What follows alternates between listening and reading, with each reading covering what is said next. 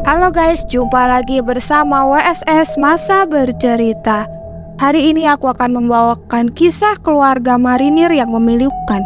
Bukan hanya karena kebrutalan yang mereka alami, tapi juga karena janji dan cinta yang membentuk kehidupan mereka sebelum peristiwa tragis ini terjadi. Hidup mereka dihabisi oleh orang-orang yang mereka percaya sebagai sesama marinir. Hal itu didorong oleh kebencian, keserakahan, dan tingkat kekejaman yang sulit dipahami. Sebelum masuk ke ceritanya, jangan lupa like and subscribe channel ini dan sebarkan video kami ke teman-teman kalian ya. Yuk, sekarang kita masuk ke ceritanya.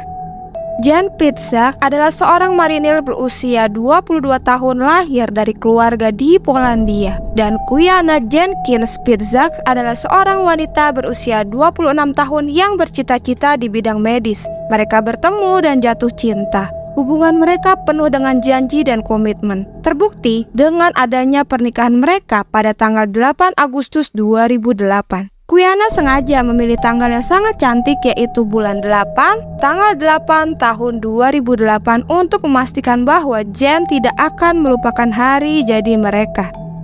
Terlepas dari kesibukan profesional mereka selalu meluangkan waktu untuk satu sama lain dan bahkan mereka membeli rumah bersama. Kuyana adalah seorang asisten pendidikan kesehatan sedang mempersiapkan diri untuk masuk sekolah kedokteran. Sementara Jan, yaitu suaminya, baru saja dipromosikan menjadi sersan di marinir setelah bertugas di Irak.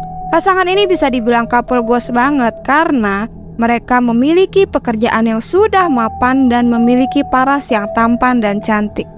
Pada tanggal 15 Oktober 2008, pasangan ini tidak muncul di tempat kerja mereka. Hal itu membuat rekan-rekan mereka sangat khawatir. Ketika polisi tiba di rumah mereka untuk melakukan pemeriksaan, mereka menemukan sebuah pemandangan yang sangat mengerikan.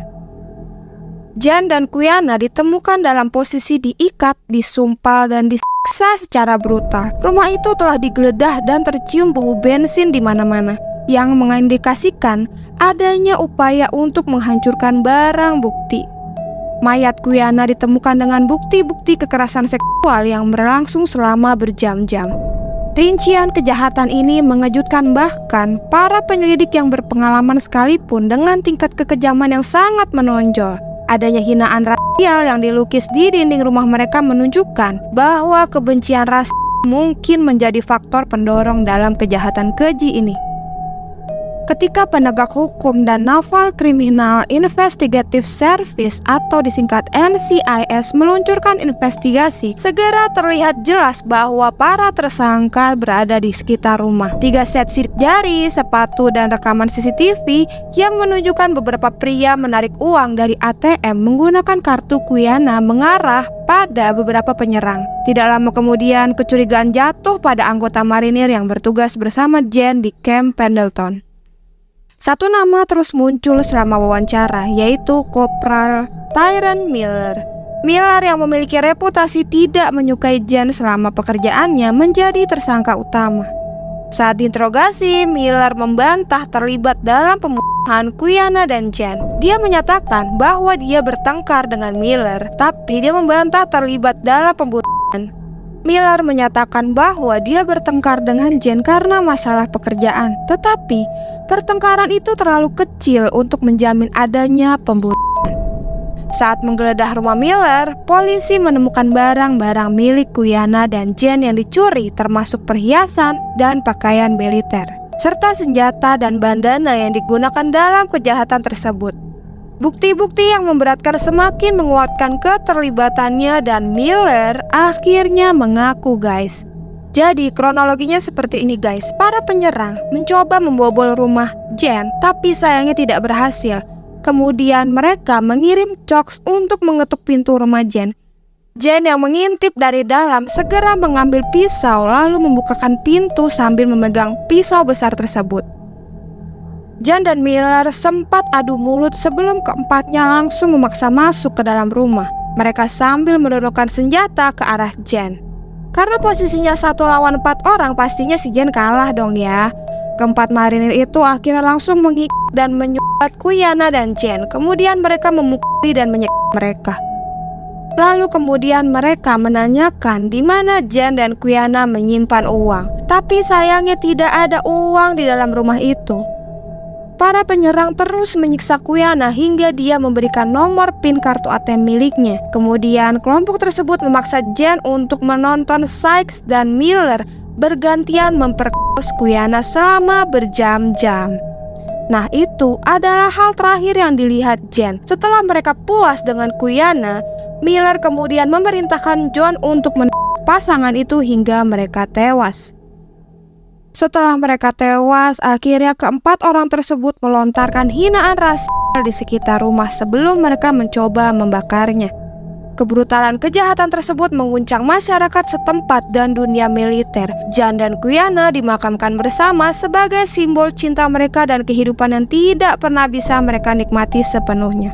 Komunitas militer dibiarkan bergulat dengan bagaimana kekejaman seperti itu dapat dilakukan oleh anggota mereka sendiri. Singkat cerita, sistem peradilan pun bertindak dengan cepat.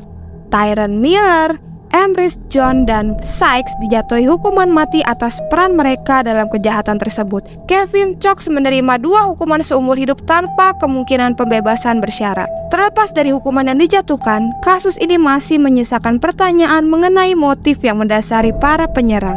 Meskipun perampokan merupakan salah satu faktor, penghinaan, rahasia, dan kekejaman yang sangat pribadi yang ditimpakan kepada para korban menunjukkan adanya kebencian yang lebih mengganggu yang memperkuat kengerian kejahatan tersebut. Nasib tragis Jan dan Qiana juga menggarisbawahi perlunya kewaspadaan dalam organisasi seperti militer, di mana para anggotanya diberi tanggung jawab dan kekuasaan yang sangat besar. Jika tidak diawasi, sifat-sifat yang sama yang membuat tentara efektif dalam situasi pertempuran seperti agresi dan kesetiaan pada kelompoknya terkadang bisa terdistorsi yang berujung pada kekerasan terhadap orang yang tidak bersalah. Lebih dari 1 dekade setelah pembunuhan mereka, kisah Jan dan Qiana Pitzak telah menjadi kisah yang memilukan dan mengingatkan kita akan potensi merusak dari kebencian dan kekerasan. Mereka adalah pasangan yang memiliki mimpi, cita-cita, dan masa depan, hanya untuk kemudian hidup mereka dipotong secara brutal. Ya, jadi itulah guys kisah pembunuhan Jan dan Qiana, seorang pasangan pengantin yang baru saja menikah, yang memiliki mimpi besar yang dibunuh secara tragis. Terima kasih sudah menonton. Mohon maaf jika ada salah kata dalam penyebutan nama tersangka atau korban. Sampai jumpa di kasus selanjutnya. Assalamualaikum.